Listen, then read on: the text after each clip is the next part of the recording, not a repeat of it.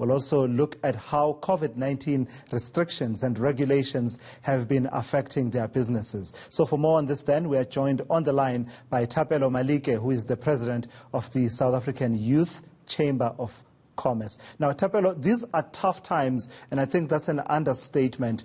We look to our leaders for some kind of leadership. There was a meeting between various sectors of society this afternoon, the National Command Council meeting to sort of map out a way of implementing all these measures that have been announced. What are your expectations later on when the President talks directly to the issue of helping salvage our already troubled economy?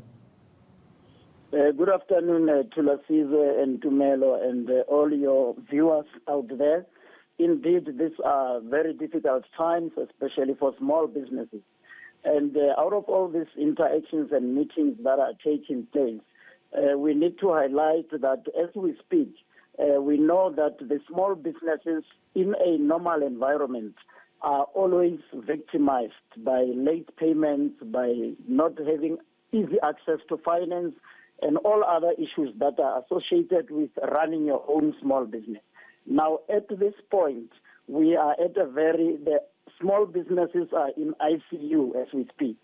And for us to really ensure that the period of COVID-19 does not collapse them, we really need government's intervention that will ensure that those who are currently in possession of purchase orders are at least assisted with funding so that they can service those purchase orders, and then suppliers can be able to supply. And as soon as they have delivered, our plea to government is that as much as people are working from home, CFOs must be instructed, even if they are at home, to release payments of small businesses because they are currently in ICU. So the small business department will have to react quickly so that we are able to ensure that at least these jobs that are created by small businesses are sustained during this trying time. Yeah, and as you talk about that relief for small businesses, Thapelo, I want to touch on the youth because I feel like they're also, part of those feeling the pinch right now. Classes are suspended. They can't go to class. They are, of course, facing high youth unemployment numbers right now in the country, but also those youth that are in businesses right now. Clearly, this is, a direct impact on their businesses. So what relief do you expect specifically for the youth of SA?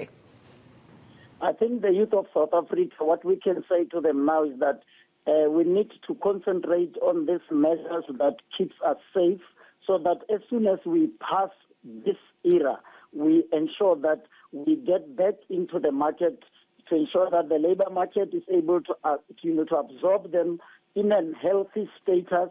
And we must also be able to make sure that the markets are able to also exercise that support and empowerment to small enterprises while they are in the healthy stage, because the issue here is that we don't want a situation where after this period, a lot of our young people are no longer healthy, and now as a result, they can't even participate actively in the economy. That is our biggest fear.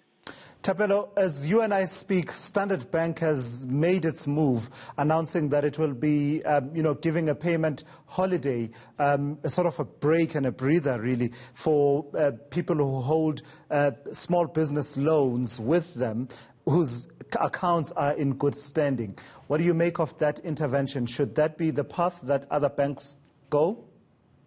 In fact, Standard Bank has provided, leadership, and we expect all the banks and the lending institutions to actually provide a similar break to all small businesses so that at least in this period, they are able to not be put under pressure in terms of their repayments. And as well, we are saying to the small business department, the announcement made by the minister needs to be put into action to ensure that the portal is launched that they spoke about, where small businesses can submit their requests for what we call a bailout, a small business bailout, in as far as stock and bridging finance, working capital, and so forth, because even if people are working at home, we need to make sure that at least their salaries are paid at the end of the month. Yeah, and just lastly, before we let you go, Thapelo, I mean, I want to know, what do we do now? You are, of course, representing the SA Youth Chamber of Commerce, and we're waiting this announcement, but also we're anticipating that,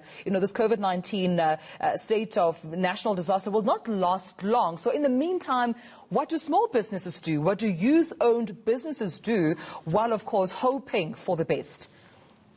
Well, while the South African Youth Chamber of Commerce will be engaging with the Minister of Small Business to take these matters to the Minister for actioning, we are saying small businesses must continue to service their clients, and they must innovate so that they are able to ensure that they use the e-platforms.